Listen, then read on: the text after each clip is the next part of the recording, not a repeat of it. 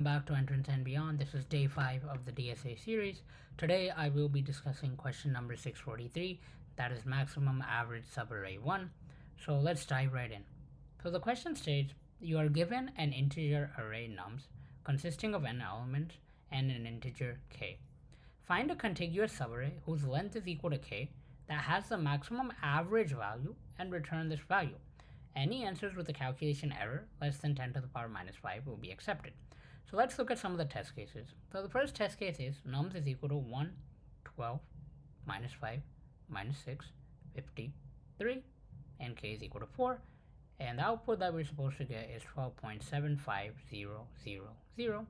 Explanation is maximum average is 12 minus 5 minus 6 plus 50 divided by 4, which ends up being 51 divided by 4, that's 12.75. And the second test case is even simpler. We have nums is equal to 5, k is equal to 1, output is equal to 5.000, and down here the constraints are given, so k is always going to be less than or equal to n, and it's always going to be greater than 1, and n is less than or equal to 10 to the power 5, and then we have a range for values in the array. So let's copy this question and let's try to visualize it and understand how to solve it. Now this is the question, so I'll repeat the question if you didn't understand it. So what we have to do is we're given an array nums, it consists of some elements, we're given a integer k. We have to find a contiguous subarray whose length is equal to k such that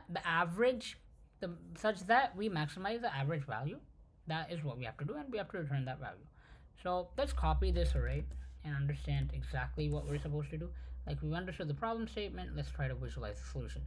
Now this is an important video to watch because we're going to cover a pattern known as sliding window, which is going to be used in some of my future videos and also in some of the future DSA questions. So let's first understand what is the most intuitive solution or brute force solution to this problem. So what we can understand is we just need to consider subarrays of size k. So the brute force logic would be, let's consider all the subarrays of size k, compute the average repeatedly, and whatever the maximum value we get, we can just return that. So what you would do is you would first consider our first 4 elements. So we basically have these 4 elements. So if we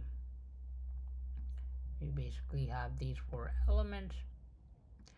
So if we calculate its average, they would end up being 13. 13 minus 5.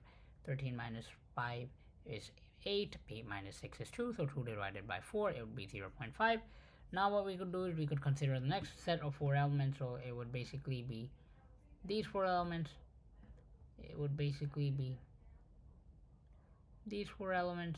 12 minus 5 minus 6 and 50. We again calculate the entire sum. So 12 minus 5, that's 7. 7 minus 6, 1. 1 plus 50, 51. 51 divided by 4, again 12.75. And then we'd consider the last set of 4 numbers that we have. So last subarray that we have would basically be minus 5, minus 6, 50, and 3. So minus 5 minus 6, it's minus 11. Minus 11 plus 50, that's 39. 39 plus 3, 42. So 42 divided by 4, that would basically be 10.5 or approximately. So we understand that the maximum average that we got was 12.75. So this was a brute force approach. But do you think it's optimal? Like, don't you think we're doing the same operation repeatedly? Like, we're calculating the sum repeatedly for each of the windows or each of the subarrays. So wouldn't it be cool if we wouldn't have to do so much computation in each and every step? Like what we did right now is we took the first window, so it's 1, 12, minus 5, and minus 6. We computed the sum. Then what we did is computed the sum of the next window, so 12 minus 5 minus 6, 50. Then we computed the sum of the next window, that's minus 5, minus 6, 50, and 3. So that is a hell lot repetitive, and you don't really want that. Like if you're studying DSA, you definitely would want to have a solution that doesn't repeat steps, because that would be logically dumb. So now let's try to understand what exactly we're supposed to do in the sliding window approach. So just imagine that our subarrays are window, correct? So we first consider our first window. We compute its sum. So its sum would basically be 2. And then we can simply compute average. So 2 divided by 4, whatever that is, we're going to store that somewhere. Now let's look at the next window that we have. So I'll show that in black just so that it makes a bit more sense and that there is a distinction. Now suppose this is the next window, right? Or next set of 4 elements. Now what can you observe?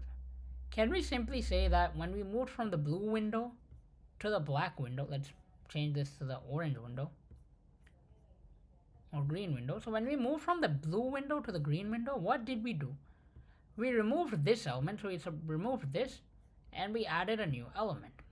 So we can say we subtracted 1 and we added a new element. So what would our new sum be? Our new sum would be, first of all, subtract 1 from 2, so that would yield 1, and then add the new element that is present in our window, so that's 50. So we end up getting a simple 51 as our answer. So that is essentially all that we have to do. We have to basically consider all the windows, but when we are moving from one window to another, we don't have to compute the average, or we don't have to compute the sum repeatedly. What we have to do is we have to remove the element that is not part of the new window and add the element that is part of the new window. So that is the intuition behind sliding window. Hopefully it did make sense, but in order to code it up, I think I'll show you the indexes of each of the elements out here, and that would help you sort of visualize what we are gonna do in the code. So the indexes, let's label it 0, 2, 3, 4, 5.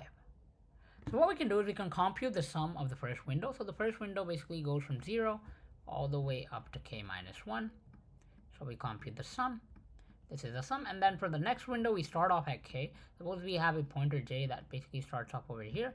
So what would the element that we remove, what would its index be? It would basically be j minus k, correct? Because for when we're over here, this would mean 0. When we're in this window, this would mean we're basically deleting index 1, and that is actually true. So that is all that we have to do. We have to first compute the sum of our first window, and after that we basically have to move through the remaining windows. The element to be removed would be represented by j minus k, and the element to be added would essentially be j. So that is all that we have to do. Now this is a big of an approach because we are essentially just going through our entire subarray once. So it is definitely better than the previous approach where we had to repeatedly compute the sum for each of the windows. So that would end up taking big O of n into k time, because we would traverse through the array once, and then for each traversal, we'd have to compute the sum, or we'd have to traverse through k elements. So I won't be writing the code down for that. You can check that out, or you can try it yourself. It's not that hard. But hopefully you understood the logic behind the code, and now let's try to code it up, and it would hopefully make a lot more sense to you. So what do we need? We need to store the maximum average. So we're going to store something like double maximum average. That's going to be set up as 0. And double sum, we're going to set that up as 0 as well. And one of the edge cases that we have, we could write in the if block just to save some time. We don't have to do this. So we can say if nums.size is equal to 1. We know that k must be 1 because k is less than or equal to nums.size. We know we can just return the element because that would be the average, because there would be one element. So the element divided by 1, it would be that element. So we're just going to return whatever it is. But we can just return nums of I. We don't really care. Or nums of 0, sorry, the first element. Now, what I said is we find the sum of the first window. So I is equal to 0, I is less than k, because we have to go till k minus 1. So we're going to do sum plus equal to nums of I. So now we have the sum of our first window. Now we have to compute the average. So let's say that is the maximum average, because that's the only window that we have in hand right now. So maximum average would be s divided by k, and since both of them are double, since s is a double, this would be maximum average would become a double. Now we're going to run another loop. So we're going to say j, it's going to start off where? It's going to start off at k, correct? It started off at k, because the first window ends at k minus 1. And j would go to the end as we understood, nums.size. We're going to do j plus plus. So it's simple. You can say s of I, we're going to add the first element. So the element that is to be added is basically equal to nums of j. That is the new element. That is a part of the window. And then we can say s of I. We can just end up subtracting the element that's not part of this window. So like I mentioned, it would be j minus k.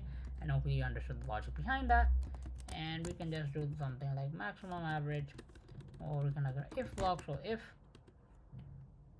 s divided by k, if that is indeed greater than maximum average, we know we can update maximum average. So if it is greater than the maximum average, we just have to update it. So we can say that maximum average is equal to s divided by k, and in the end we just have to return maximum average. So that is the code for this, and it's gonna take big O of n time because we basically, if we look at both the loops, at the end of the day we are only traversing the array once. So that is all, and this silly error again. So you have to be aware of the silly errors. Because you can't end up doing such errors in the interview. You have to end up computing it. So s of I again, it's not a string, it's a number, so we don't have to do all of this. But do make sure that you are actually rechecking your code once, because I didn't. So yeah, so this is the best solution for this question. Hopefully you did understand it, and do drop out the other questions that you want to be discussed in my videos, and do let me know if the videos are helping. If they're not helping, feel free to DM me on LinkedIn, or basically drop down a comment. So thank you so much for tuning into this video. I'll be back tomorrow with day 6.